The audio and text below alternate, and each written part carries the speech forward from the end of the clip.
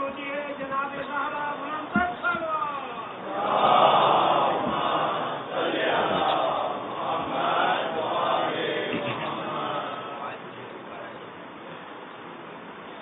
اعوذ باللہ من الشیطان الرجیم بسم اللہ الرحمن الرحیم الحمد للہ الذی نور قلوب العارفین بنور معرفتہ واثبت فؤاد انبیائہ واولیائہ بقصص الانبیاء والمرسلین وأكمل إيمان المسلمين والمؤمنين بولاية علي أمير المؤمنين عليه السلام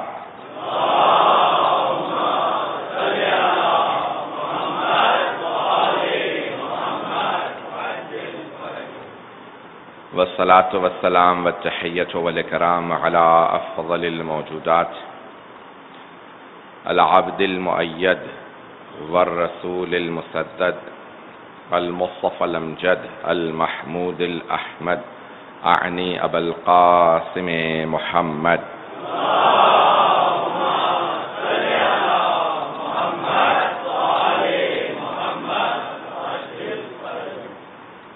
وعلى روحه ونفسه وصاهره ووصيه سید الاتقیاء والاسفیاء مولا الموالی امام المتقین علی بن ابی طالب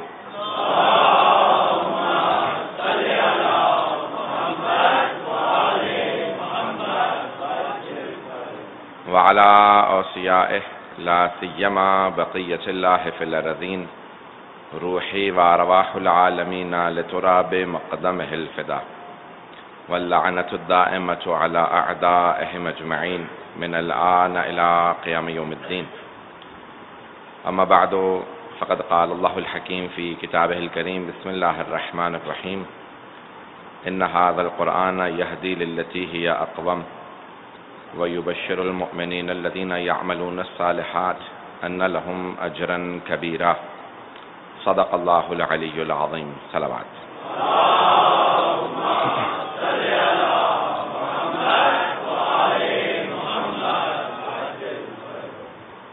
قرآن اور حجت کے عنوان سے سلسلے کی تیسری مجلس ہے۔ ہم نے کوشش کی کہ فضیلت قرآن سے متعلق آپ کی خدمت میں آیات کی بھی تلاوت کی جائے اور احادیث کی بھی تلاوت کی جائے، ان کی تشریح کی جائے تاکہ معلوم ہو سکے قرآن کی عظمت کیا ہے، اور قرآن کبھی بھی لاوارث نہیں ہو سکتا۔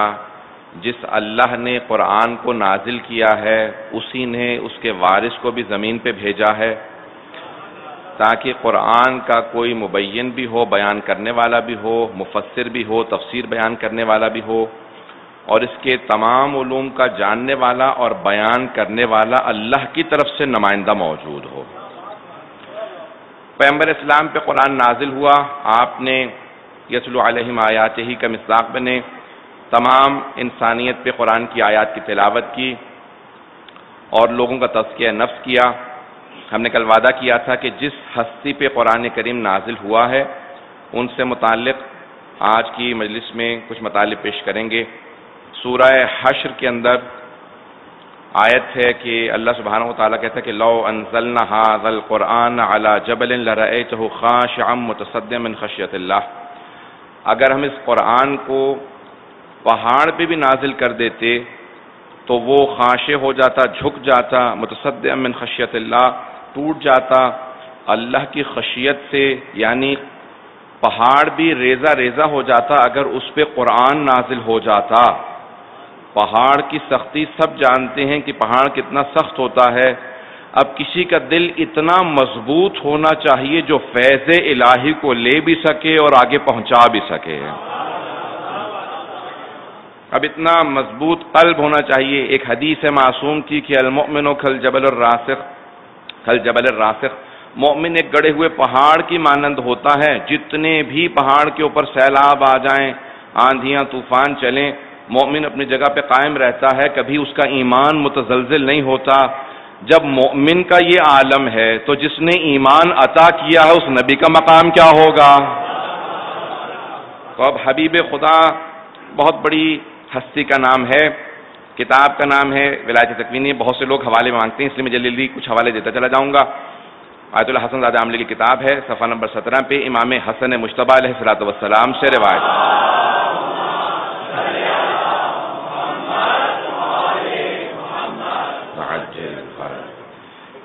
کہ مولا امام حسن مجتبیٰ فرماتے ہیں کہ اللہ سبحانہ و تعالی نے جب تمام دلوں میں سب سے قوی اور مضبوط، ہر لحاظ سے مثبت معنی میں رسول خدا کو ہر لحاظ سے سب سے اچھا ان کے قلب کو پایا تو ان کے قلب اطہر کے اوپر قرآن کو نازل کیا. اب یہ امام حسن مجتبیٰ نے فرمایا کہ رسول خدا کا اللہ نے پہلے سے چن لیا، محمد و آل محمد کو، چہاردہ معصومین کو پہلے سے چن لیا. تو بعض لوگ اعتراض کرتے ہیں جب اللہ نے پہلے ہی سے چن لیا تھا تو پھر دوسروں کا کوئی مقابلہ ہی نہیں ہے، اللہ نے ان کو پہلے سے خاص بنا دیا اور کسی کی اہمیت نہیں ہے کہ کسی کو اللہ نے وہ مقام دیا ہی نہیں، وہ توفیق دی ہی نہیں، وہ اس نے عطا ہی نہیں کیا، مقام ہبہ نہیں کیا جو آل محمد کو کیا، محمد و آل محمد کو کیا. بہت سے جوابات علماء نے دیے ہیں، میں اس کی تفصیل میں نہیں جاؤں گا، صرف ایک اشارہ کرتے ہوئے آگے بڑھ جاؤں گا. اگر اللہ سبحانہ و تعالی تمام انبیاء کو، تمام اولیاء، اوصیاء، شہداء کو ایک صف میں کھڑا کرتا اور کہتا کہ اب سب کے سب میری اطاعت کے اندر سفر شروع کر دو، جو سب سے زیادہ سفر کر کے مجھ سے قریب ترین ہونا چاہتا ہے وہ سب سے میرا مقرب بھی ہوگا. تو اب جو اطاعت کے اندر علم الہی میں تھا کہ جو اطاعت پروردگار میں سب سے آگے نکل جائیں گے وہ محمد و آل محمد ہے. اگر پہنچا پایا ہوں بات کو.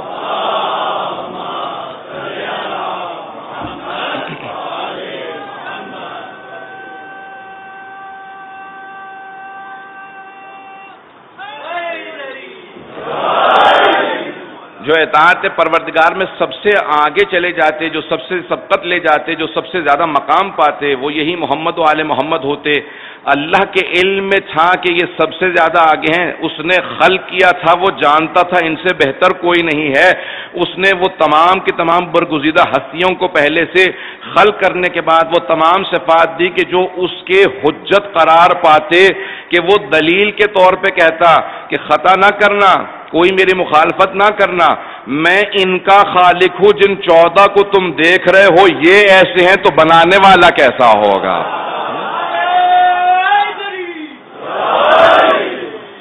اب آج صرف مجھے حبیب خدا سے متعلق کچھ مطالب پیش کرنے ہیں اور وقت کا لحاظ رکھتے ہوئے تھوڑا سا تیز چلوں گا.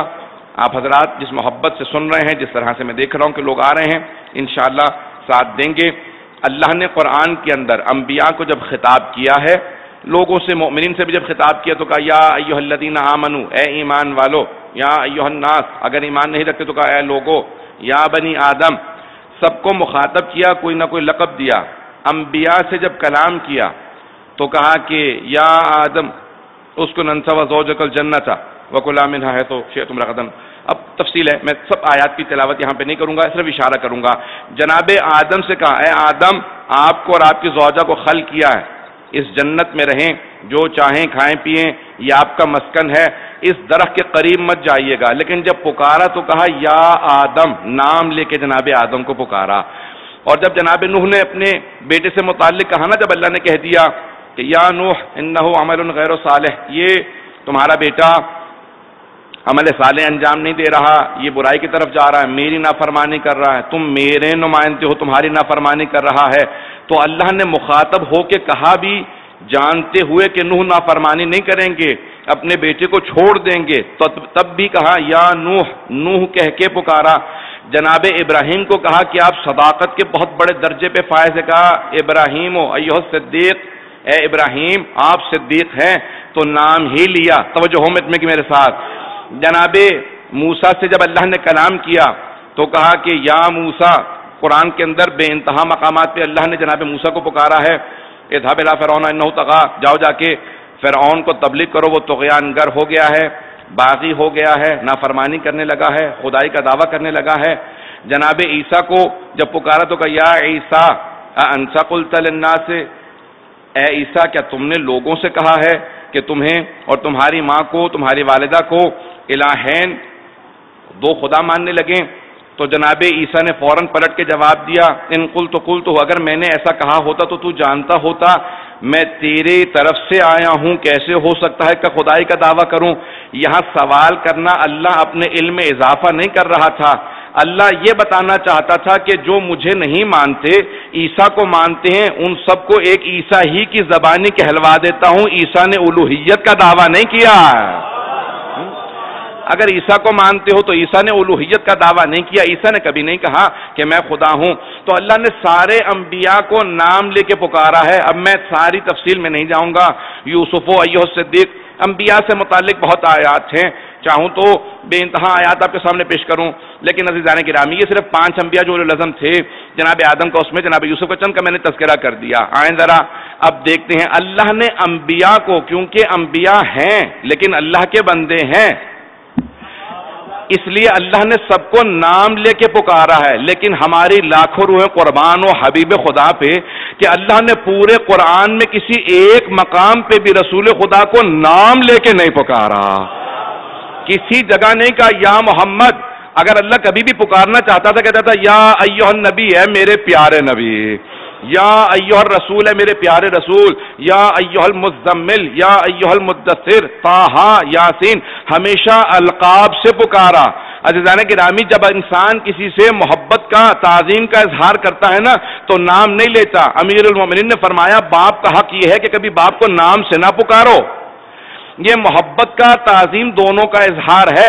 اللہ نے اپنے حبیب کا ساری مخلوقات میں جب تعارف کروایا تو کہا دیکھو میں خالق ہو کے اتنی محبت کا اظہار کر رہا ہوں، میں نے اتنی عظمت دی اپنے حبیب کو کہ میں نے کبھی قرآن کے اندر اپنے حبیب کو ان کے نام سے نہیں پکارا۔ خبردار میرے حبیب کو کبھی نام سے نہ پکارنا، ہمیشہ یا رسول اللہ کہہ کے خطاب کرنا۔ یہ میرے سب سے برگزیدہ ہے، یہ میرا محبوب ہے، اس کا لقب حبیب ہے، حبیب اللہ ہے۔ آئیں میں صرف ایک مثال دے کے آگے بڑھنا چاہتا ہوں۔ جناب ابراہیم بھی اللہ کے دوست ہیں، خلیل اللہ ہیں، رسول خدا بھی اللہ کے دوست ہیں، حبیب اللہ ہیں، لیکن ایک فرق کے ساتھ، خلیل اللہ اس دوست کو کہا جاتا ہے جو دوست سے زیادہ محبت کرتا ہو، اور حبیب اللہ اس دوست کو کہا جاتا ہے جو دوست جس سے دوست زیادہ محبت کرتا ہو۔ یہ حبیب خدا کا مقام ہے۔ آج مجھے 24 معجزات پیش کرنے ہیں جس کے لیے میں نے ساری تمہید باندھی ہے جو علامہ مجلسی نے حق الیقین میں لکھے ہیں، اور کیونکہ بہت سے برادران کہتے ہیں کہ حوالہ دینے تاکہ ہم لوگ جو بہت سے طالب علم ہیں ان کے لیے آسان رہتا ہے۔ بحار الانوار میں ہے، اصول کافی میں بھی ظاہراً موجود ہے، لیکن حق الیقین کی جلد نمبر 1 صفحہ نمبر 69 سے میں پیش کر رہا ہوں۔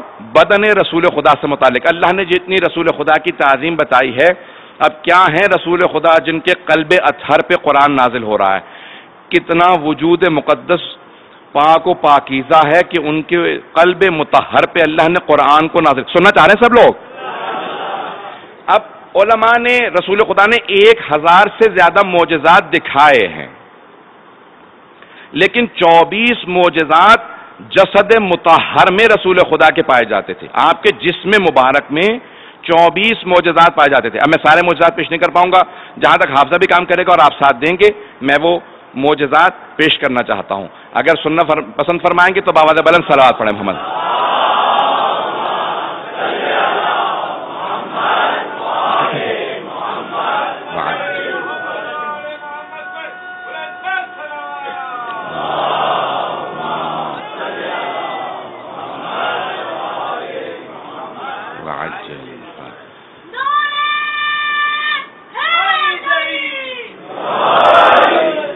سب کی توجہ چاہوں گا، اس روایت کے علامہ محمد باقر مجلسی نے اپنی کتاب حق الیقین میں لکھا ہے، میں وہاں سے پیش کر رہا ہوں، اور امام جعفر صادق علیہ السلام نے اس کو بیان فرمایا ہے۔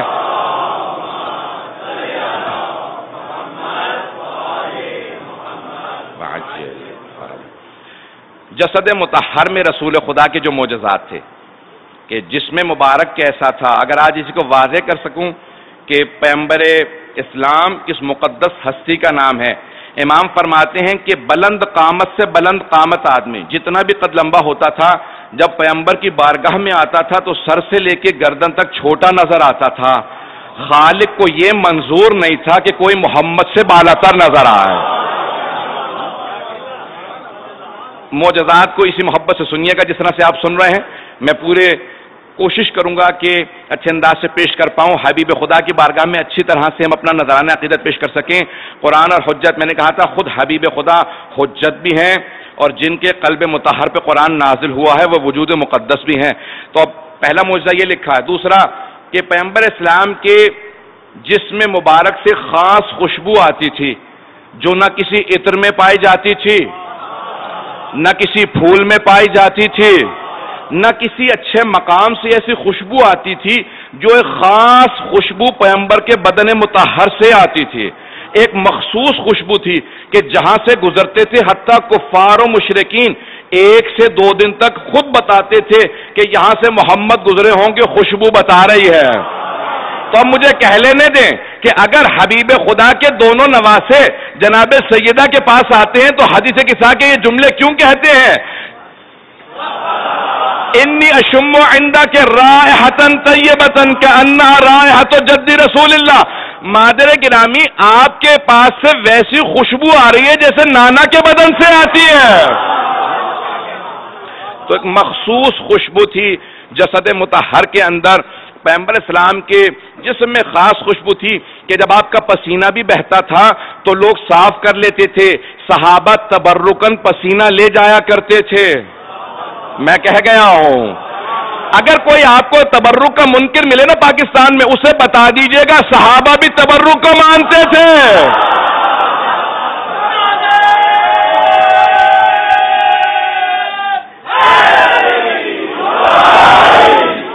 اب رسول خدا ختمی مرتبہ صلی اللہ علیہ وسلم کے بدن مطہر سے جو پسینہ بھی آتا اس میں خاص خوشبو تھی، بدن مطہر کی خوشبو بتاتی تھی۔ سن رکھا ہے نا واقعہ، تمام مورخین نے لکھا ہے کہ شب ہجرہ جب جا رہے تھے تو وہ آدمی خوشبو سونگ کے، کھوجی کہا جاتا ہے اردو کے اندر، جو کھوج لگانے کے لیے خوشبو سونگ کے بتاتے تھے کون سا پرندہ گیا ہوگا۔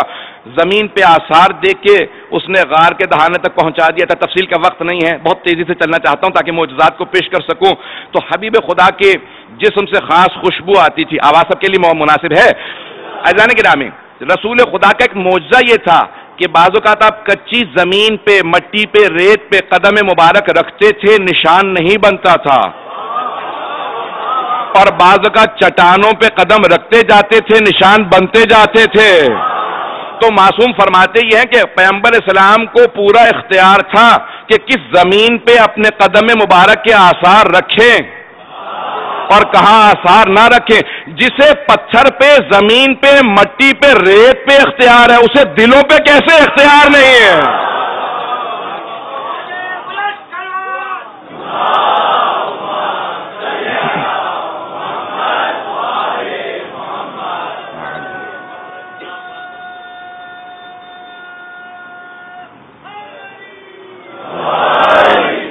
عزیزان گرامی، یہ وجود مقدس رسول خدا ہے۔ اللہ جس دل پہ قرآن نازل کرنے والا ہے، اس وجود کا، ایسا وجود کے جو کائنات کے اندر آج تک دنیا دوبارہ دیکھنے کے لیے ترستی ہے۔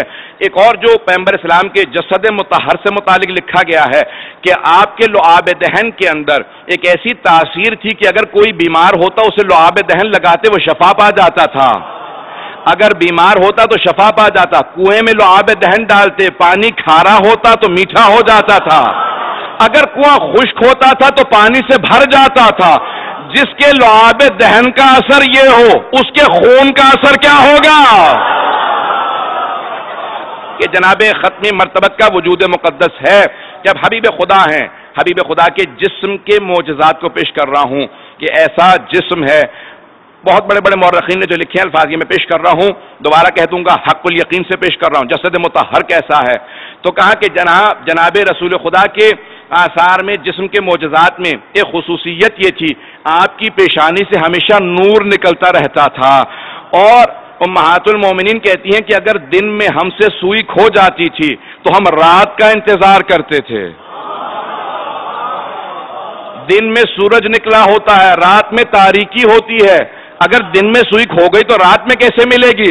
لیکن امہات المؤمنین کہتی ہیں کہ کیونکہ رات میں ختمی مرتبت گھر میں تشریف لاتے تھے، ان کی پیشانی سے ایسا نور نکلتا تھا کہ وہ سوئی جو دن میں نہیں ملتی تھی، پیغمبر کی پیشانی سے، ان کی پیشانی کے نور سے رات میں مل جایا کرتی تھی۔ اگر بات کو پہنچا پا رہا ہوں، کہا جسم مبارک سے، جسد مطہر سے خاص نور نکلتا تھا کہ جب پیغمبر آرام فرماتے تھے، سوتے تھے، پورے جسم پہ چادر لے لیتے تھے. آپ ہمیشہ نعتیں سنتے رہتے ہیں نا، اے کالی کملی والے تجھ پہ لاکھوں سلام. پیغمبر ہمیشہ کالے رنگ کی عبا لیا کرتے تھے، جب سوتے تھے پورا بدن ڈھانپ لیا کرتے تھے، لیکن پھر بھی ایک نور چھن چھن کے نکلتا رہتا تھا. یہ رسول خدا کے جسم کا معجزہ تھا کہ لوگ دیکھ کے بتاتے تھے یہ محمد سو رہے ہیں.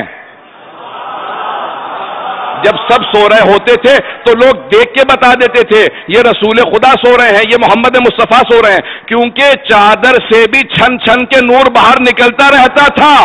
تو مجھے کہہ لینے دے، اگر شب ہجرت پیغمبر اسلام کو کسی کو اپنے بستر پہ سلانا ہو،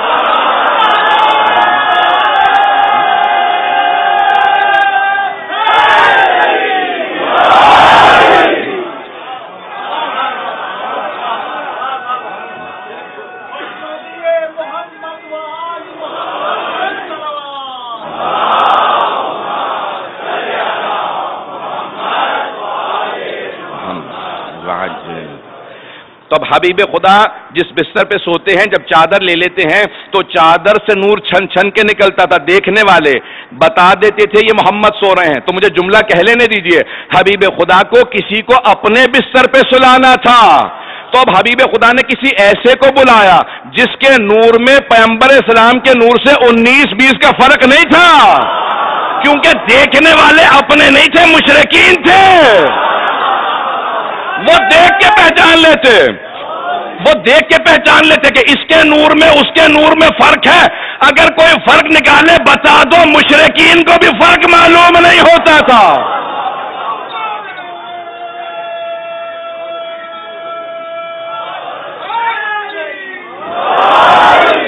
بس میں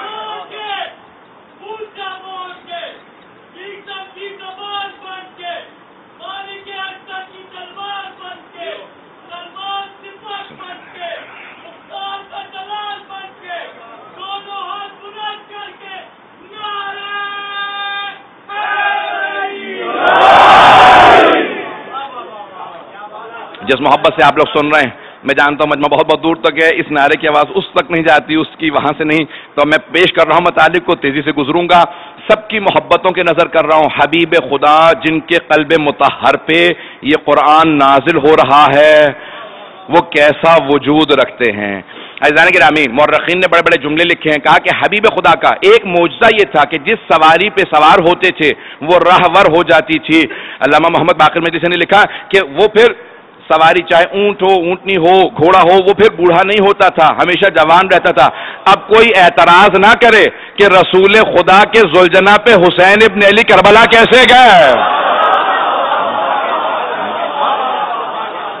کہ بہت سے لوگ کہہ دیتے ہیں نا کہ گھوڑے کی 35-40 سال ہوتی ہے، سن ہوتا ہے، عمر ہوتی ہے، زیادہ نہیں ہوتی. تو عزیزان گرامی، پیغمبر کا معجزہ یہ تھا سواری بوڑھی نہیں ہوتی تھی. اگر میں بہت تیزی سے گزر رہا ہوں تو معجزات ہیں جسد مطہر سے. آپ جب سنگریزے ہاتھوں پہ اٹھاتے تھے، پتھروں کو ہاتھ میں لیتے تھے تو وہ سنگریزے تسبیح کرنے لگتے تھے.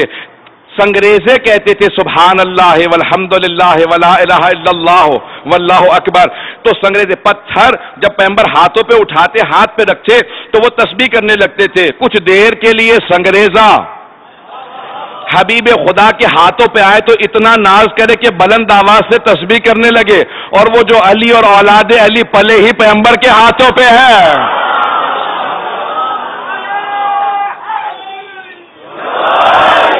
یہ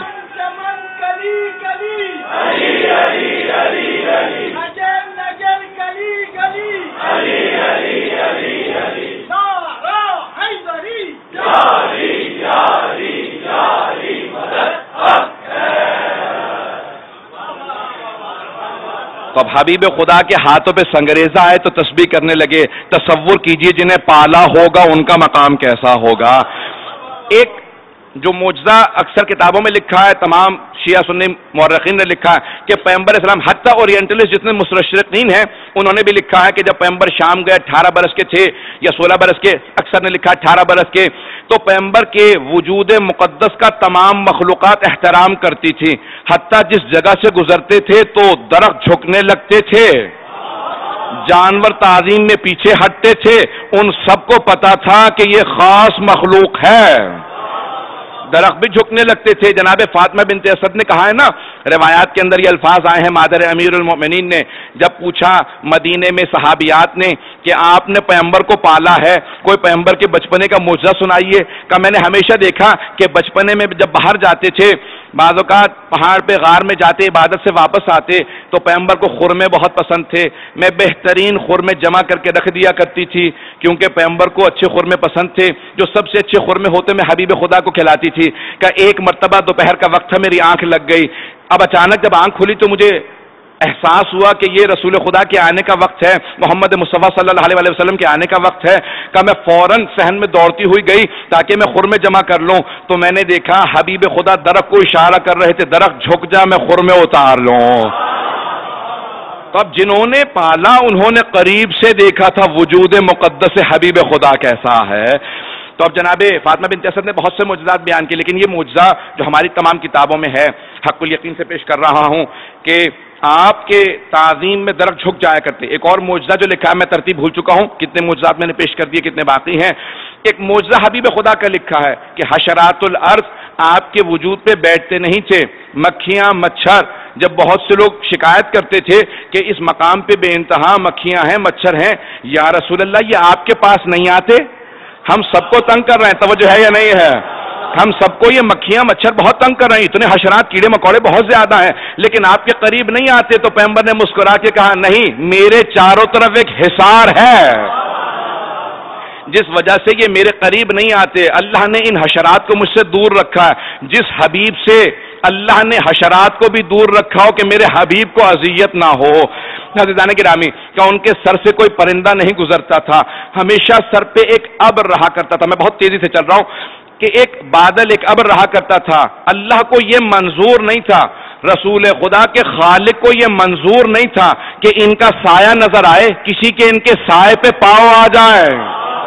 بنانے والے کو اتنا منظور نہیں تھا کہ ان کا سایہ ہو، کسی کا سائے پہ پاؤں آ جائے۔ اب اگر رسول خدا کسی نواسے کو اپنے دوش پہ سوار کریں تو خالق کی اجازت تھی نا نواسوں کو سوار کر لیجئے، اتنی محبت تھی کہ خالق نے اجازت دی دونوں کو سوار کر لیجئے۔ ان دونوں کا مقام ایسا ہے کہ حبیب خدا کی آغوش میں بھی رہیں اور دوش پہ بھی رہیں۔ یہ محبت ہے رسول خدا کی کہ آپ نے اپنے دونوں نواسوں کو اس محبت سے پالا ہے۔ عزیزان گرامی، معجزات جسد مطہر سے متعلق ایسے لکھے ہیں۔ اب سوچئے یہ قرآن کتنی مقدس کتاب ہے کہ اللہ نے اس کو فیض قرار دیا ہے، اور یہ فیض نازل ہوا ہے فیض مقدس کے دل پہ۔ اب قرآن کی تعظیم اور اہمیت بڑھ رہی ہے نظروں کے اندر کہ وہ حبیب خدا، اللہ نے انہیں چنا کہ میں یہ قرآن اپنے اس حبیب کو دوں گا جس کے یہ معجزات ہیں، جن کے ایسے معجزات ہیں۔ معجزات اور بھی بہت سے ذہن میں ہیں، میں اور معجزات اس وقت پیش نہیں کر سکتا، لیکن آئیے 2-4 جملے اور پیش کروں گا رسول خدا کی ذات گرامی پہ۔ باواز بلند صلوات پڑھیں۔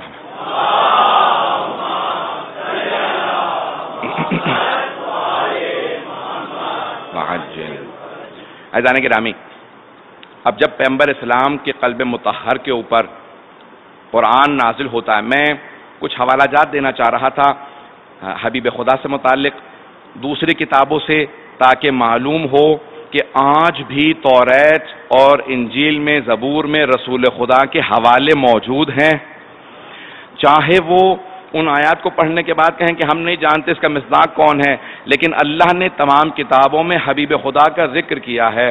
فارقلیتا یا انگلش میں اور جو گریک زبان ہے اس میں رسول خدا کو پیراکلیٹی لکھا گیا ہے۔ تو اللہ نے قرآن کے اندر کہا ہے کہ انجیل میں جناب رسول خدا کا نام احمد سے آیا ہے۔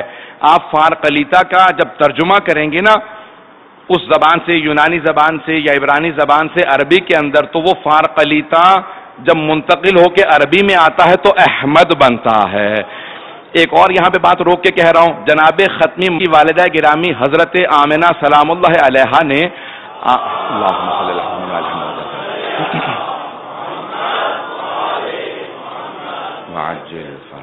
آپ کا نام احمد رکھا، تو اب عزیزان گرامی دادا نے نام محمد رکھا تھا اور ماں نے نام احمد رکھا تھا، اللہ نے دونوں ناموں کو قبول کیا، کہ محمد کا نام یہ جنت کے دروازے پہ لکھا ہے اور آسمانوں میں اور تمام دوسری کتابوں میں احمد رکھا ہے۔ اب یا تو یہ دونوں جانتے تھے کہ ان کتابوں میں یہ نام ہے، یہ نام رکھنا ہے، یا اللہ نے ایسی کوئی وحی نازل کی تھی جو انہیں بتا دیا تھا کہ یہی نام رکھنا۔ مجھے نہیں معلوم دونوں میں سے کون سا صحیح ہے، جو بھی صحیح ہو اس بات کو اللہ واضح کر دیتا کہ ان دونوں کا مقام عام لوگوں جیسا نہیں تھا۔ جناب آمنہ سلام اللہ علیہا عام بیوی نہیں تھی، یہ مادر رسول خدا ہے۔ تو اب یہ اتنی پاک و پاکیزہ بیوی تھیں کہ جن کے ہاں تمام آلائشوں سے پاک ایک ہستی کا وجود آنے والا تھا۔ اور جب جناب عبد المطلب نے کہا بھی تھا جناب آمنہ سے کہ آمنہ اس بچے کو اپنے سے کچھ دیر دور رکھنے کی ضرورت ہے، کیونکہ ہر انسان جو شر رکھتا ہے اپنے دل کے اندر وہ اس کے خون کا پیاسا اسے قتل کر دینا چاہتا ہے، کیونکہ شیطان جانتا ہے کہ یہی پوری دنیا میں ہدایت پھیلائے گا۔ تو جناب آمنہ نے کہا کہ میں اپنے دل سے اس کی محبت کو نکال نہیں سکتی، ایک ماں کی جتنی اولاد سے محبت ہوتی ہے اس سے کئی گنا زیادہ میرے دل میں اس کی محبت ہے۔ میں اگر دیکھوں نا تو میرا دل تڑپنے لگتا ہے، نگاہیں اسے تلاش کرنے لگتی ہیں۔ تو حضرت عبد المطلب نے ایک ہی جملہ کہا اے آمنہ یہ صرف آپ کی نہیں پوری کائنات کے دلوں میں گھر کرنے کے لیے آیا ہے۔ اب جو دادا جانتے ہوں کہ مستقبل کیا ہے، عزیزان گرامی کبھی بھی شک نہ کیجئے کہ حبیب خدا نہیں جانتے تھے کہ ان کا مستقبل کیا ہے۔ جن کے والد والدہ دادا چچا جانتے ہیں ان کا مقام کیا ہے۔ سن رہے ہیں؟ آگے بڑھوں گا، بات کو بڑھاؤں گا۔ اب بات کو میں آگے ایک مرحلے میں لے کے جانا چاہتا ہوں کہ رسول خدا کے قلب مطہر پہ قرآن نازل ہو رہا ہے، اور یہ قرآن میں چند حوالے دینا چاہ رہا ہوں، 2 حوالے اگر جلدی جلدی پیش کر دوں تو سب اس بات کو انشاءاللہ اپنے پلے سے باندھ لیں گے۔ زبور کے اندر ابھی اگر آپ دیکھیں گے نا تو موجودہ جب کہتے ہیں نا انگلش میں بائبل، تو اس میں تینوں کتابیں موجود ہیں، توریت، زبور اور انجیل۔ انگلش میں توریت کو اولڈ ٹیسٹمنٹ کہا جاتا ہے، عہد قدیم، اور انجیل کو نیو ٹیسٹمنٹ کہا جاتا ہے، عہد جدید، اور زبور کو سامز کہا جاتا ہے۔ تو اب یہ تینوں کتابیں بائبل میں موجود ہیں۔ بعض افراد سمجھتے ہیں کہ بائبل صرف انجیل کا نام ہے، بلکہ تینوں کتابوں کا نام بائبل ہے، لیکن اس میں عہد جدید جو ہے وہ انجیل ہے۔ اب آئیے عزیزان گرامی میں پیش کروں آپ کے سامنے کہ انجیل سے متعلق اور زبور سے متعلق ایک ایک حوالہ دینا چاہتا ہوں۔ اگر سننا پسند فرمائیں گے تو رسول خدا اور ان کی آل پہ باوجہ بلند صلوات۔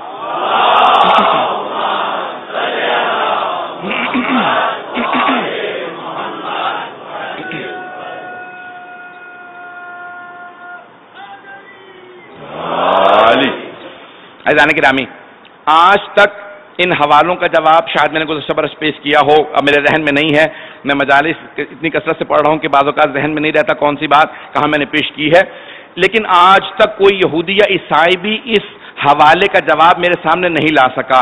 اس حوالے کو امام علی بن موسیٰ رضا علیہ السلام نے اپنے ایک مناظرے میں پیش کیا۔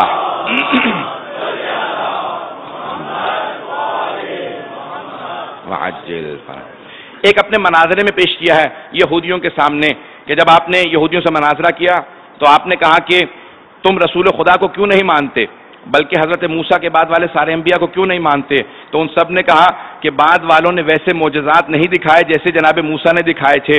تو آپ نے کہا حضرت موسیٰ کے 2 معجزات ہیں، ید بیضاء اور عصا اشدہا میں بدل جاتا تھا اور ہاتھ سے نور نکلتا تھا۔ کہا بعد والے انبیاء نے اس سے بھی بڑے بڑے معجزات دکھائے ہیں، کہا لیکن ہم نے وہ معجزات خود دیکھے نہیں ہیں، صرف سنے ہیں۔ تو کہا حضرت موسیٰ کے معجزات کیا تو نے خود دیکھے ہیں؟ تو اس نے کہا کہ نہیں ہم نے خود نہیں دیکھے، مستند کتابوں میں پڑھے ہیں۔ امام رضا نے کہا پھر اچھا جو تمہارے نزدیک کتاب مستند ہو اگر اس سے میں تمہیں حوالہ دوں اپنے رسول کی رسالت کا تو کیا تسلیم کرو گے؟ کہا ہاں مان لوں گا۔ کہا لیکن ہمارے نزدیک مستند ہو۔ امام نے کہا کتاب کا نام بتا جو سب سے زیادہ مستند ہے۔ اس نے کہا توریت ہمارے نزدیک سب سے زیادہ مستند ہے۔ امام نے کہا کتاب کو کھول، سورے کا نام میں بتاتا ہوں، آیات کی تلاوت میں کرتا ہوں، تو مجمع کو بتا دے سورہ بھی درست ہے، ڈیٹرمنی سورے کا نام ہے، آیت نمبر 11 سے لے کے 19 تک کی امام نے تلاوت کی۔ وَتَجَلَّى رَبُّكَ میں صرف آخری آیت کو پیش کروں گا۔ اللہ نے اپنی تجلی کو پیش کیا۔ اللہ طور سینا پہلی آیت کے اندر ہے کہ طور سینا پہ، ماؤنٹ سینا انگریزی میں ترجمہ تھا، کہ طور سینا پہ، کہ بتاؤ یہ کس پہ وہی نازل ہوئی؟ کہ حضرت موسیٰ پہ۔ کہ اس کے بعد والی آیت میں ہے، آیات کے اندر ہے وَعَلَى جَبَلِ السَّعِيرِ، माउंट सायर जबल सईर पे अल्लाह ने वही नाजिल की। क्या ये किस पे वही नाजिल हुई? क्या हम नहीं जानते? इमाम फौरन ईसाइयों की तरफ पलटे, क्या बताओ, मैं बहुत तेजी से चल रहा हूं, क्या ईसाइयों बताओ तुम्हारा अकीदा जनाब ईसा से मुताल्लिक क्या है? क्या हमारा अकीदा ये है कि जनाब ईसा पे जबल सईर पे वही नाजिल हुई थी। कहा ए यहूदियों किताब तुम्हारी है, लेकिन ईसाइयों के नबी ईसा अलैहिस्सलाम का वहां हवाला मौजूद है। अगले हवाले के अंदर देखो, वाला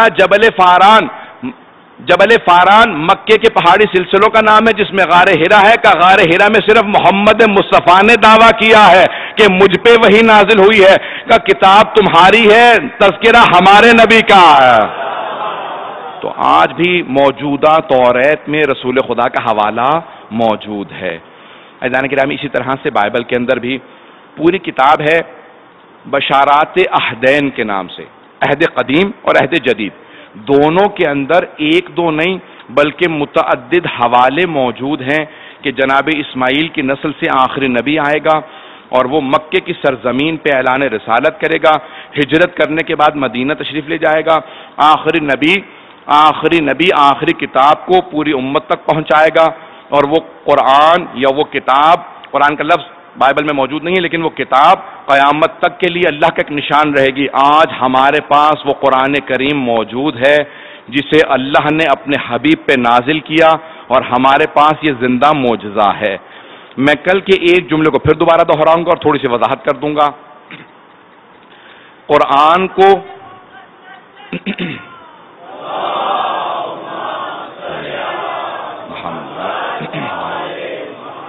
वाजिल 5 से 7 मिनट की जहमत दूंगा, उसके बाद मसाइब पे आ जाऊंगा। सबकी तवज्जो मेरे साथ हो।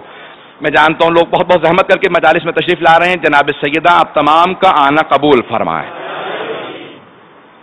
अज़ीज़ान किरामी, मैं मुसलसल एक जुमले को दोहरा रहा हूं और कोशिश करूंगा इस अशरे के अंदर इस जुमले को मुसलसल दोहराता रहूं। कागज और स्याही का नाम कुरान नहीं है। जब आप बाज़ौक़ात कुरान करीम को, इस मुक़द्दस किताब को अपने हाथों में पकड़ते हैं तो खुदा ना खास्ता इसे सिर्फ कागज और स्याही ना समझें। ये जो आपके हाथों में है यही नूर है, यही मोजज़ा है, ये खत्मी मर्तबत का एजाज है जो आपके हाथों में है। ये सिर्फ कागज और स्याही नहीं है, ये आप पे शाहिद है, आपके लिए शफाअत करेगा, आपके लिए गवाह भी है और आपके लिए मोजज़ा भी है। इसे कागज और स्याही ना समझें, इसी कुरान को जब हाथों में लें तो अल्लाह का मोजज़ा और नूर समझ के हाथों में लें। मैं इस बात को हर रोज कोशिश कर रहा हूं कि पहुंचाऊं। अगर ये बात मुंतकिल हो जाए, परवरदिगारा मुझे इतनी ताकत दे कि मैं बात मुंतकिल कर पाऊं अपने भाइयों तक, खुसूसन अपने नौजवान भाइयों तक, बच्चों तक, कि ये कुरान करीम। अल्लामा तबातबाई उनके शागिर्द कहते हैं, बड़े बड़े उलमा, कि जब कुरान करीम रहल में उनके सामने रखा होता था और वो खड़े होना चाहते थे तो पहले कुरान को उठा के किसी बुलंद जगह पे रखते थे, फिर खड़े होते थे। जब शागिर्दों ने पूछा, आगा रहल में है, फर्श पे नहीं रखा, रहल में रखा, तो आप खड़े हो सकते थे। कहा कि मैं नहीं चाहता कि मैं अपने आप को कुरान से ऊंचा समझने लगूं। कुरान बहुत मुकद्दस है। अज़ीज़ान गिरामी, मेरे भाइयों, इसकी अजमत का समझना बहुत जरूरी है। दूसरे, इसकी आयत की तिलावत करना। यहां पे सिर्फ एक रिवायत पेश करना चाहता हूं और सबकी तवज्जो खास तौर से इस रिवायत की तरफ चाहूंगा। अल-अमाली शेख तूसी किताब अल-अमाली, वहां से पेश कर रहा हूं। कोशिश करता रहूंगा कि जहां जहां पे जो बात पेश करूं उसका हवाला दे दूं। शेख तूसी कहते हैं कि सहाबी रसूल हैं साद इब्न मुआज, जिन्हें कुरान हिफ्ज नहीं था, पढ़ना भी नहीं आता था, लिखना पढ़ना नहीं जानते थे, लेकिन ताजिर थे, बहुत पैसे वाले थे, जिहाद का खर्चा देते थे, जंगों के लिए असलहा ले देते थे। जब उनका इंतकाल हुआ, खुलासा करके पेश कर रहा हूं, जब इंतकाल हुआ तो पैगंबर इस्लाम उनके जनाजे में नंगे पांव आए, नालैन मुबारक के बगैर। सुन रहे हैं गौर से? हबीब खुदा, रसूल खुदा हजरत साद इब्न मुआज रज़ियल्लाहु अन्हु के जनाजे में नंगे पांव आए, बगैर नालैन मुबारक के। सहाबा ने कहा, या रसूल अल्लाह, आप बगैर नालैन के आए? कहा, क्योंकि 80,000 मलाइका मौजूद है साद के जनाजे में। 80,000 मलाइका मौजूद है साद के जनाजे में। मैं नहीं चाहता था कि नालैन समेत मलाइका के कदमों पे कदम रख दूं, اس لیے میں نے اپنے نالین نہیں پہنے. کہا یا رسول اللہ اتنے ملائکہ کیوں نازل ہوئے سعد کے جنازے میں, اتنے فرشتے کیوں نازل ہوئے؟ کہا کہ سعد قرآن نہیں پڑھ سکتے تھے دیکھ کے, اور قرآن حفظ بھی نہیں تھا, تو سعد نے ایک عادت بنا لی تھی کہ جیسے ہی صبح کاروبار کے لیے نکلتے تھے تو سورہ اخلاص کی تلاوت شروع کر دیتے تھے, اور جب شام کو پلٹتے تھے تب تک سورہ اخلاص کی پورے دن تلاوت کرتے رہتے تھے, سورہ قل هو اللہ احد کی, سورہ توحید کی, سورہ اخلاص کی. کہ سورہ اخلاص کی اس کثرت سے تلاوت کی وجہ سے اللہ نے اتنے فرشتوں کو ان کے جنازے میں بھیجا ہے. بعض اوقات انسان کو احساس نہیں ہوتا کہ انسان سمجھتے چھوٹا سا سورہ ہے, یہ چھوٹی سی آیت ہے, اس کا اثر کیا ہوگا. آیات کا, الفاظ کا, قرآن کی تسبیحات کا, صلوات کا, چھوٹی چھوٹی چیزوں کا اتنا اثر ہوتا ہے انسان کی زندگی پہ کہ انسان زندگی میں اس کا اندازہ لگا ہی نہیں سکتا. انسان اندازہ نہیں لگا سکتا. اب میں یہاں روک کے ایک جملے کو کہوں کہ اگر جناب سعد ابن معاذ کے جنازے میں 80,000 فرشتے آئے ہیں جو پیغمبر کو مانتے ہیں, تو اب آپ تصور کر سکتے ہیں آل محمد کے جو جنازے تھے, چاہے لوگ آئے ہوں نہ آئے ہوں, سوچئے کہ ان جو تابوت کو برآمد کیا جاتا تھا تو کتنے تعظیم میں ملائکہ نازل ہوتے ہوں گے. میں ایک روایت یہاں پیش کرنا چاہتا ہوں, خصوصاً ان لوگوں کے لیے جو زیارت پہ جا رہے ہیں, ہمیں بھی دعا میں یاد رکھیں گے, اور جو نہیں جا سکے وہ آج جناب سید الشہداء سے عہد کریں کہ اگر آپ کبھی بھی مہلت دیں گے تو ہم فوراً زیارت کے لیے آئیں گے, تاخیر نہیں کریں گے. توفیق نصیب ہوتی ہے تو انسان اسرع وقت میں زیارت کرے. امام کے الفاظ ہیں, 8ویں امام کے اور 6 امام کے. میں آج ایک روایت دیکھ رہا تھا کہ جو چاہتا ہے جنت اس کا گھر ہو تو پھر مظلوم کی زیارت نہ چھوڑے, ترک نہ کرے. تو سوال کرنے والے نے سوال کیا کہ مولا مظلوم سے مراد کون ہے؟ کہ جب ہم صرف مظلوم کہیں تو حسین ابن علی مراد ہیں, کہ وہ سب سے زیادہ مظلوم ہے. روایت کے الفاظ ہیں کہ جب جناب سید الشہداء نے کہا تھا نا حل من ناصر ینصرنا, تو اس وقت 70,000 فرشتے ایک حل من ناصرین پہ نازل ہوئے. بہت پیاری روایت ہے. میں جب پڑھتا ہوں نا تو دوبارہ فوراً دل چاہتا ہے کہ زیارت کے لیے چلا جاؤں. کتاب کا حوالہ بھی بتا دیتا ہوں, کامل الزیارات میں بھی روایت موجود ہے اور خصائص الحسینیہ میں بھی موجود ہے. اور 6 امام سے روایت ہے, فرماتے ہیں امام جعفر الصادق علیہ الصلوۃ والسلام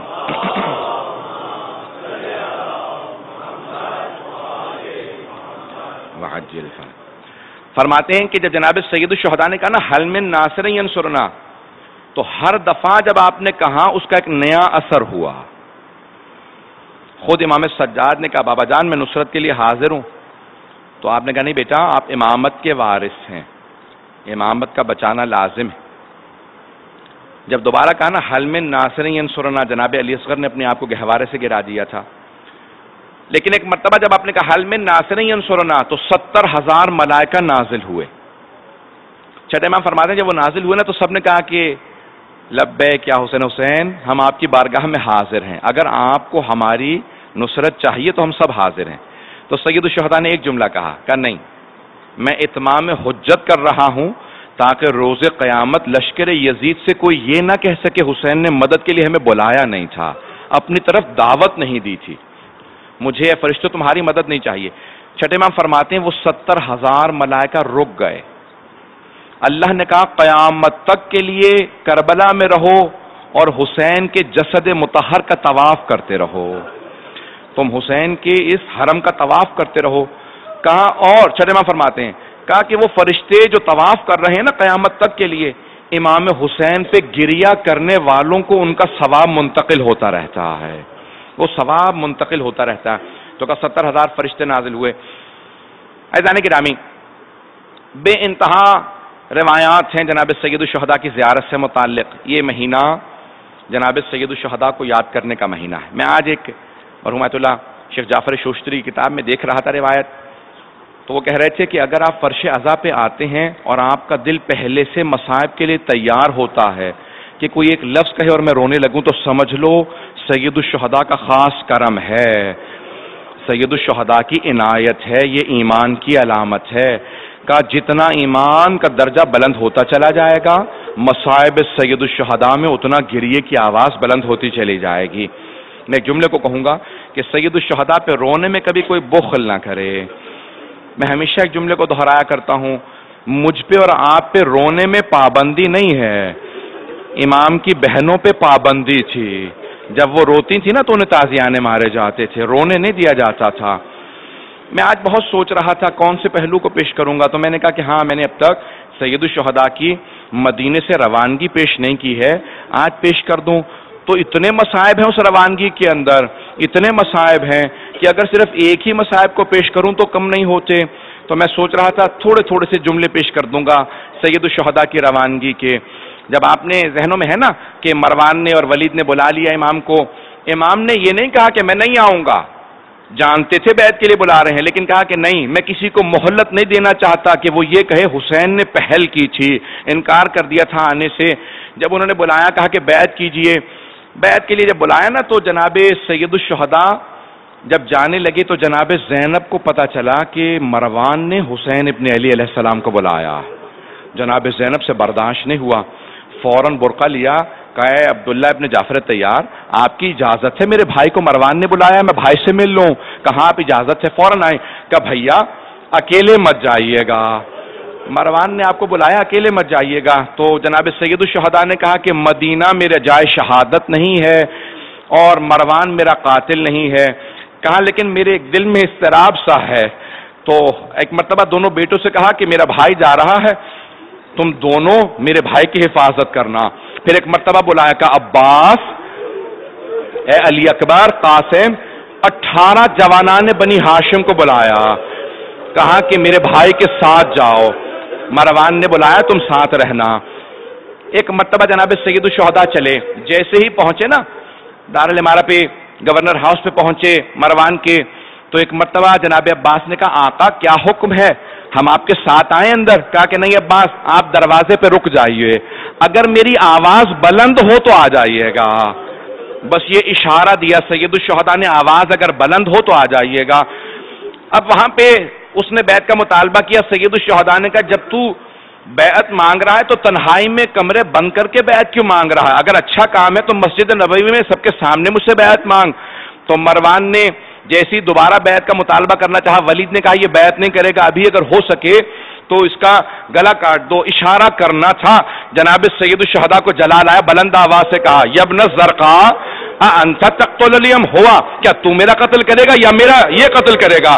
بلند آواز سے جملہ کہنا تھا. جناب عباس نے آواز سنی، دروازہ کھولنا چاہا، دیکھا دروازہ اندر سے بند ہے، اپنا بازو دروازے پہ مارا، دروازہ گرا دیا، اپنی نیام میں تلوار کو کھینچا اور فوراً کہا آقا کیا حکم ہے، ان میں سے کس کا مقابلہ کرنا ہے؟ جناب سید الشہداء نے ایک جملہ کہا عباس یہ نانا کا شہر ہے، تلوار کو واپس رکھ لو. کہا آقا حکم کیا ہے؟ یہ 18 بنی ہاشم کے جوان موجود ہیں، میں ایک سوال کروں گا. آج امام حسین کی صرف آواز بلند ہوئی تھی، 18 جوان سامنے آ گئے. عصر عاشور میں امام حسین کہہ رہے ہیں کوئی میری مدد کو آئے.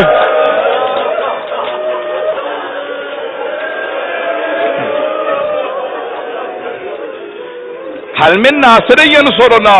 اے عباس آپ نے کیسے برداشت کیا ہوگا؟ حسین تنہا کھڑے. اے علی اکبر کیسے آپ کی غیرت نے برداشت کیا ہوگا؟ اجرکم اللہ. بس میں وقت نہیں ہے، میں تفصیل سے نہیں پیش کروں گا. جناب عباس نے جیسی سید الشہداء کو دیکھا کہ آقا چلیے ہم سب آپ کی پیروی کریں گے. میں نے ختم کر دیا دوسرا مرحلہ. سید الشہداء نے اعلان کر دیا یہ مجھے یہاں رہنے نہیں دیں گے، مسلسل بیعت کا مطالبہ کرتے رہیں گے. 28 رجب کو آپ نے اعلان کیا کہ میرا سفر شروع ہونے والا ہے. اب ہر آدمی تڑپ یہ رہا تھا میں ساتھ جانے والوں میں ہوں یا نہیں ہوں. ہر بچہ یہ کہتا تھا میں ساتھ جانا چاہتا ہوں، ہر جوان کہتا تھا میں ساتھ جانا چاہتا ہوں. بیویاں منتظر تھی کس کس کو ساتھ لے جائیں گے. پہنچ گئے نا آپ. کوئی چھوٹی سی بچی انتظار میں تھی، کسی کی بچی اگر بیمار ہو. اجرکم اللہ، اجرکم اللہ. میں تفصیل سے نہیں پڑھوں گا، اشارے کرتے ہوئے آگے بڑھوں گا تاکہ مکمل کر دوں سارے مصائب کو. سنیں گے؟ سید الشہداء نے بتا دیا کہ عباس میں نے فہرست تیار کر رکھی ہے، جس جس کا نام بتاؤں گا اس کو کہہ دینا وہ آ جائے، بس وہی جائے گا. عباس آپ پانی تیار کر لیجئے گا. راوی کہتا ہے میں نے خود دیکھا جناب عباس پورا دن اونٹوں پہ پانی مسلسل مشکی سے بھر بھر کے لاتے رہے.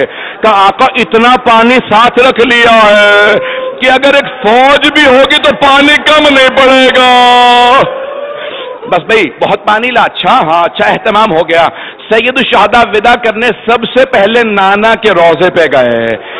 خود ہی فرماتے ہیں الوقائع والحوادث میں خود ہی فرماتے ہیں کہ گریا کرتے کرتے قبر مطہر پہ گر گئے، اور گرنے کے بعد کہا کہ نانا آپ کی امت مجھے آپ کے روضے سے جدا کر رہی ہے، میں آپ کے روضے کو چھوڑ کے جا رہا ہوں. مولا خود کہتے ہیں مجھے محسوس ہوا میرے نانا اٹھے مجھے سینے سے لگایا اور تفصیل سے بتایا اے حسین آپ اس سفر میں شہید کر دیے جائیں گے. تو مولا کہتے ہیں میں نے بس ایک سوال کیا، نانا میں آپ کے دین پہ سب کچھ قربان کر دوں گا، اگر آپ کا دین نہ بچا میرے پاس حبیب جیسے اصحاب موجود ہیں، پھر بھی دین نہ بچا تو علی اکبر جیسا بیٹا ہے، عباس جیسے بھائی ہیں، میں اپنی بھی جان دے دوں گا. نانا میری بہنوں سے متعلق کیا حکم ہے؟ تو ایک مرتبہ جناب رسول خدا نے کہا ان سب نے قیدی بننا ہے. تفصیل میں نہیں جا رہا، ان سب نے قیدی بننا. اچھا بس بھئی بہت تیزی سے آگے بڑھ رہا ہوں. پھر آئے امام کو معلوم ہوتا ہے جناب سیدہ کی قبر کہاں ہے، غیر معصوم نہیں جانتے. آئے ذرا میٹر دیکھیے گا، آئے اس مقام پہ جہاں جناب سیدہ کی قبر مطہر تھی. علماء کہتے ہیں جیسے چھوٹا بچہ ماں سے لپٹ کے روتا ہے نا، جناب سید الشہداء ویسے قبر سے لپٹے ہوئے تھے. بار بار کہتے تھے اماں مجھے آغوش میں لے لو، اماں آپ کی قبر سے جدا ہو رہا ہوں، اماں پھر میں قبر پہ واپس نہیں آ پاؤں گا. بس بھئی ماں سے ودا کیا. میں اپنے انداز سے پیش کر رہا ہوں، جناب سیدہ نے یہی کہا ہوگا نا حسین اپنے آپ کو تنہا نہ سمجھنا، میں کربلا تک ساتھ جاؤں گی، بیٹا میں آپ کی جائے شہادت کو اپنے بالوں سے صاف کروں گی. اجرکم اللہ. بس بھئی میں بہت تیزی سے گزرا تاکہ آخری مرحلے کو پیش کر پاؤں. عبداللہ ابن سنان محاربی کہتا ہے کہ میں خود اپنی آنکھوں سے دیکھنا چاہتا تھا کہ مدینے والے جانے مدینہ کو رسول خدا کے نواسے کو کیسے ودا کرتے ہیں. کہاں میں پہنچا، جب میں پہنچا حسین کے گھر پہ تو دیکھا حسین نے اپنے گھر کے دروازے کے سامنے مسند بچھا رکھی ہے اور خود مسند پہ بہت پیارے انداز سے تشریف فرما ہیں. قریب میں جناب عباس ابن علی کھڑے ہیں، دوسری طرف جناب علی اکبر ہیں، کا جوانان بنی ہاشم کھڑے تھے. کا اتنے میں ساری اماریاں سجا دی گئی تھی. جناب سید الشہداء جیسے اندر سے کوئی کنیز آواز دیتی تھی نا تو اس حساب سے آواز جوان کو دیتے تھے. اندر سے آواز آئی حسن مشتبہ کی بیوہ فروا آ رہی ہے. مولا نے کہا قاسم عبداللہ ذرا اپنی ماں کو سہارا دو. ایک نے گھٹنا زمین پہ رکھا، دوسرے نے ماں کو بازو پکڑ کے اماری پہ سوار کرا دیا. بس ایک مرتبہ اماری میں سوار کرایا، اندر سے آواز آئی دوبارہ کسی کی کہ لیلا آ رہی ہیں. جناب سید الشہداء نے فوراً کہا علی اکبر ذرا ماں کو سوار کرا دو. بیویوں کے نام آتے رہے. اتنے میں ایک مرتبہ کسی کنیز نے آواز دی علی کی بیٹی ام کلثوم آ رہی ہے. بس یہ سننا تھا. جناب عباس کو آواز دی، کہا عباس ذرا بہن کو سوار کرا دو. اگر میری طرف دیکھ سکے، علامہ ذیشان حیدر جوادی کتاب سے پیش کر رہا ہوں، وہ کہتے ہیں اتنے میں کسی کنیز نے آواز دی علی کی بیٹی زینب کبریٰ تشریف لا رہی ہے. راوی کہتا میں نے خود دیکھا حسین اپنی مسند سے کھڑے ہو گئے. کہ میں اپنی بہن کو خود سوار کراؤں گا. کہ ایک مرتبہ بازو تھاما کہ بھیا مجھے معاف کر دو، آج میں آپ سے سوار نہیں ہونا چاہتی. مولا نے کہا عباس آگے بڑھو بہن کو سوار کرا دو. کہ عباس رک جاؤ، آج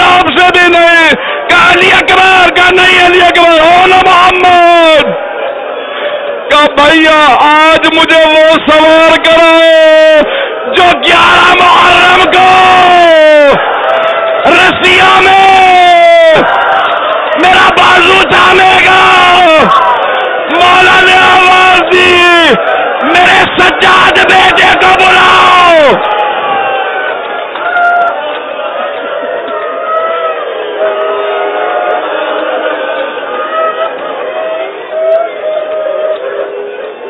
الا لعنۃ اللہ علی القوم الظالمین.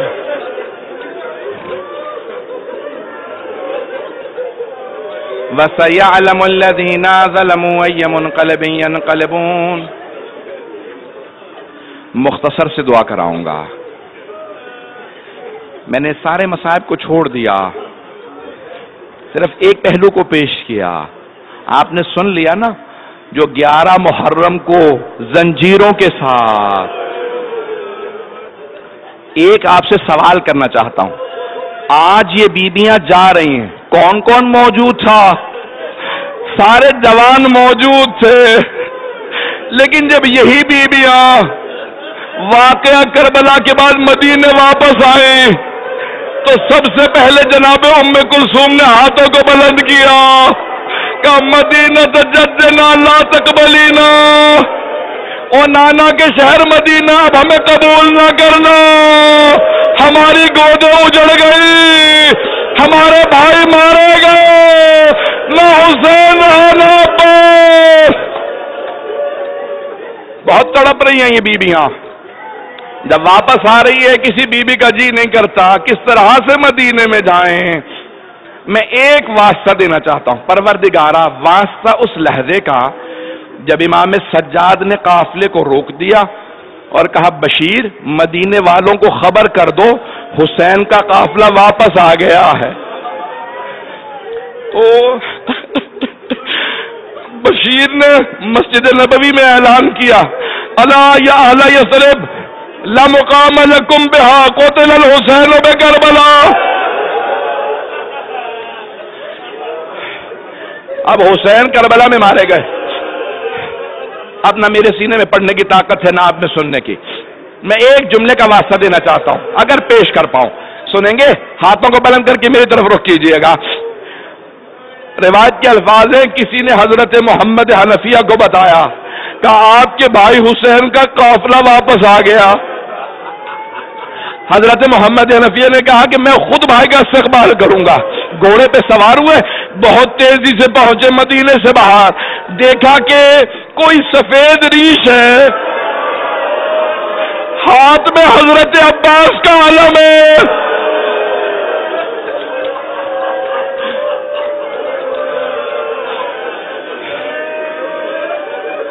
جناب محمد حنفیہ نے سوال کیا کہ این اخی الحسین, میرا بھیا حسین کہاں ہے؟ تو انہوں نے جواب دیا کہ چچا جان قد قتل بکربلا. ترجمہ نہیں کروں گا. کہ چچا جان قد قتل بکربلا. کہا اتنا سب کچھ ہو گیا, عباس کہاں تھا؟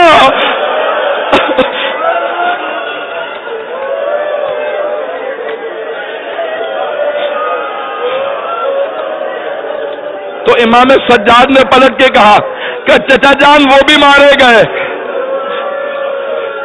جب سنا نا وہ بھی مارے گئے تو اب کہا میں آپ سے اور کچھ نہیں پوچھوں گا, بس ایک سوال کا جواب دے دیں. جب میرا بھائی حسین کربلا گیا تھا نا تو علی کی بیٹیاں ساتھ گئی تھی. مجھے اتنا بتا دو میری بہنوں کا کیا ہوا؟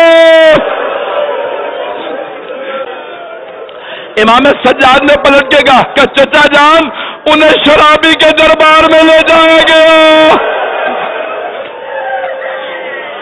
جناب محمد حنفیہ اپنے گھوڑے کی پشت سے گر گئے. میرے تو دیکھیے کہ میں آخری جملے کہہ رہا ہوں, میں اتنا لمبا مسائل پڑھنا نہیں چاہ رہا تھا.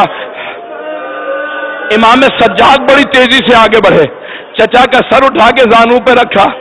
کہ چچا کبھی بازاروں میں کبھی گلیوں کے اندر اس طرح سے بھی گر کے رویا جاتا ہے, گھر چل کے روئیں گے. ایک جملہ کہا جناب محمد حنفیہ نے, کہا آپ کون ہیں؟ مجھے بار بار چچا کیوں کہتے ہیں؟ کہا چچا آپ نے پہچانا نہیں؟ چچا میں سید سجاد.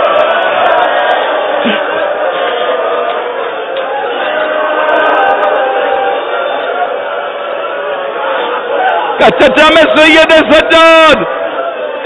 تو جناب محمد حنفیہ نے بس ایک سوال کیا، کہا سجاد آپ 24 برس کے جوان ہیں، آپ کی داڑھی سفید کیسے ہو گئی؟ کہا چچا آپ نے سنا زینب شرابی کے دربار میں آپ گھوڑے سے گر گئے، میں نے آنکھوں سے دیکھا.